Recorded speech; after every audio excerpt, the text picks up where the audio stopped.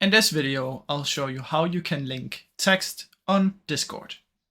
Now first what you want to do is hold down Alt and press 8. What this is going to do is it's going to make the square bracket. Use the Alt key on your right side, not on the left side. Then type watch this video. Let's say it's that what you want to do. And then right side Alt 9. Then what you want to do is immediately press Shift and 8 to make this bracket instead of the square one. And you want to post a link to the video. Then Shift closing bracket. Now if I type this in, you will see it will say watch this video, and it will be a link, and also the video will be right here. So if I click on this, you can see it's going to open that video, and the video is going to be right here.